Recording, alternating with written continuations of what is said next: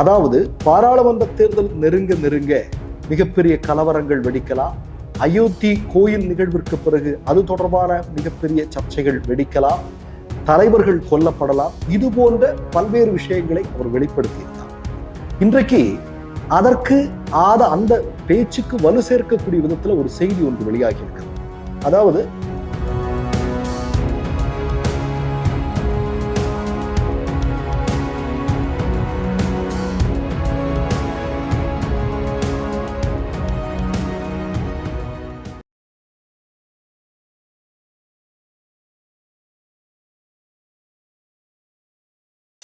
Mister perfect extra gold திருமணமான ஆண்களுக்கு திருப்பு முனையை ஏற்படுத்தும் ஹலாலான இயற்கை வியாகரா. வயதான பலகினமா, சுகர் பலகினமா, இனி கவலை வேண்டாம், உடனே ஆர்டர் செய்யுங்கள். வணக்கம்.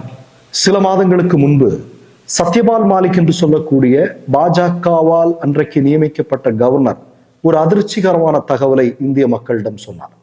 அதாவது 2024 பாராளுமன்ற தேர்தலில் வெற்றி பெறுவதற்காக பாஜக என்ன வேண்டுமானாலும் செய்யலாம்.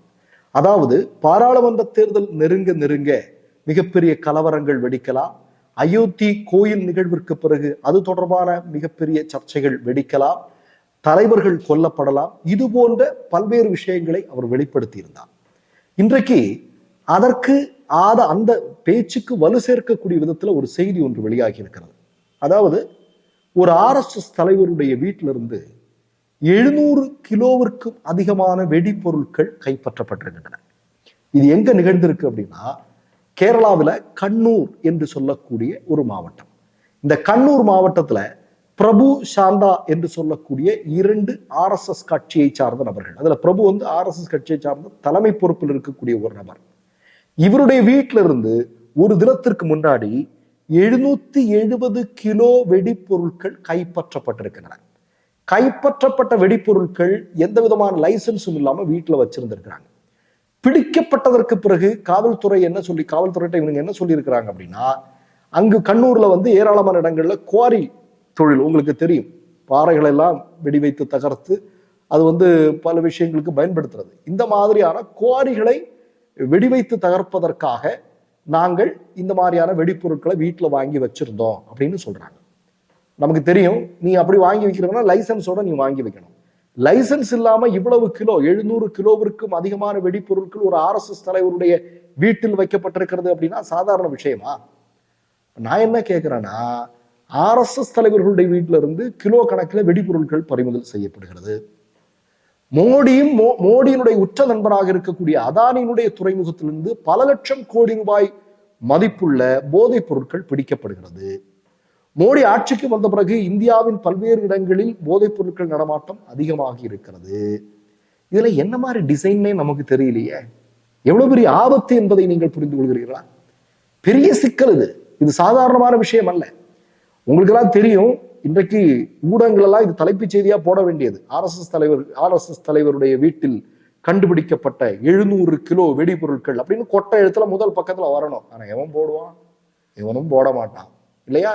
சரி, இப்ப நான் என்ன கேட்கிறேன் அப்படின்னா, இன்றைக்கு இப்படி ஒரு செய்தி வந்திருக்கிறது. நீங்க மன்மோகன் சிங் அவர்களுடைய ஆட்சி நடந்து கொண்டிருக்கிறது 2000 2010 வரையில். இந்த காலகட்டங்களில் இந்தியாவில் பல்வேறு இடங்களில் ஏராளமான வெடிகுண்டு வைக்கிறது, வெடிகுண்டு வெடிக்கிறது, இந்த மாதிரி நிகழ்வுகள் அரங்கேறுது. நீங்க பத்திரிகை பார்த்தீங்கன்னா உங்களுக்கு தெரிஞ்சது. இப்போ அதுவரையிலும் அந்த 2000க்கு முன்னாடி வரையிலும் இந்தியாவில் எங்கேயாவது ஏதாவது இடத்துல இப்படி வெடிகுண்டு வெடித்தால் என்ன நடக்கும்? ஒரு குறிப்பிட்ட சமூகத்தை சார்ந்த சகோதரர்களின் மீது பழிய போடுவார்கள். பழிய போட்டு அவங்க ஒரு 20 வருஷம் 25 வருஷம் சிறையில இருந்து பிறகு நிரபராதின்னு விடுவிக்கிற ஏராளமான விஷயங்கள் நம்ம சொல்லிட்டே போகலாம். அது வேறு. இப்ப நான் என்ன சொல்றேன் அப்படின்னா, 2000ற்கு பிறகுதான் இதே மாதிரி ஒரு விஷயம் வெளிவந்தது. என்ன?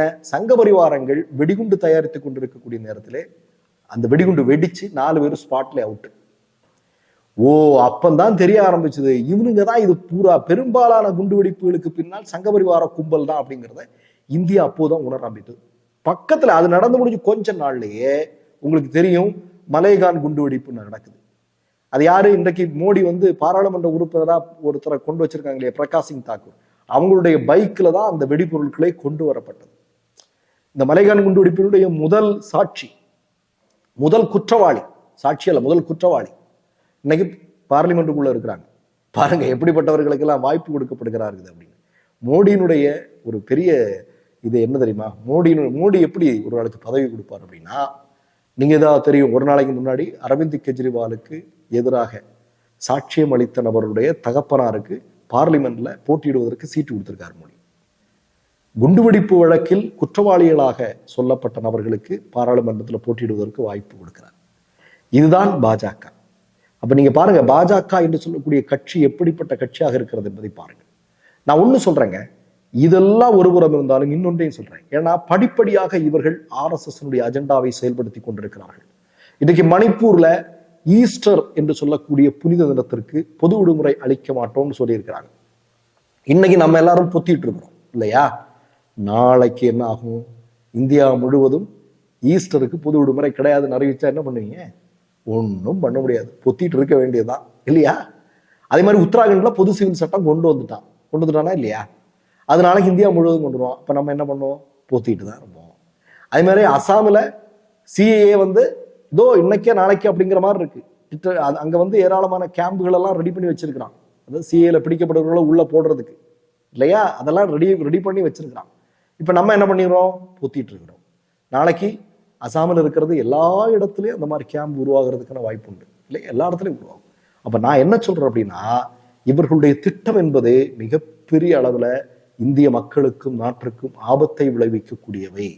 அப்படி என்றால் அதை இல்லாமல் செய்வதற்கு அவர்கள் தோற்கடிக்கப்பட வேண்டும். எல்லோரும் சேர்ந்து முடிவெடுங்கள். பாஜக இனியும் தொடர்ந்தால் அது இந்தியாவிற்கும் இந்திய நாட்டிற்கும் ஆபத்து. மற்றொரு நிகழ்வில் சந்திப்போம். நன்றி, வணக்கம். மை நேம் இஸ் ரெட் சேனலை சப்ஸ்கிரைப் பண்ணிக்கோங்க. அதுக்கப்புறமா பக்கத்தில் இருக்கிற ஜாயின் பட்டனை கிளிக் பண்ணீங்கன்னா ஒரு நியூ பேஜ் ஒன்று ஓப்பன் ஆகும். அதுலயும் ஜாயின் பட்டனே கிளிக் பண்ணிக்கோங்க. அதுல பாத்தீங்கன்னா credit R debit card options இருக்கு. இதுல உங்களுக்கு விசா, மாஸ்டர் கார்டு, ரிப்பே அப்படின்னு 3 ஆப்ஷன்ஸ் கொடுத்துருக்காங்க. அதுல நீங்க எந்த கார்டு சூஸ் பண்றீங்களோ அந்த கார்டோட நம்பர் என்டர் பண்ணிக்கோங்க. அப்புறமா கார்டோட வேலிடிட்டி மந்த் அண்ட் இயரை டைப் பண்ணிக்கோங்க. அடுத்தபடியா உங்க கார்டோட பின்னால CVC கோடுன்னு சொல்லிட்டு 3 நம்பர்ஸ் கொடுத்துருப்பாங்க. அந்த நம்பர் இதுல என்டர் பண்ணிக்கோங்க. அப்புறமா அட்ரஸ் அண்ட் இன்ஃபர்மேஷன் என்டர் பண்ணிட்டு பைங்கிற பட்டனை கிளிக் பண்ணிக்கோங்க. ஒருவேளை உங்க கார்டு நம்பர் இன்வாலிட்னு காமிச்சிச்சுன்னா உங்க கார்டுல இன்டர்நேஷனல் யூசேஜை எனேபிள் பண்ணுங்க.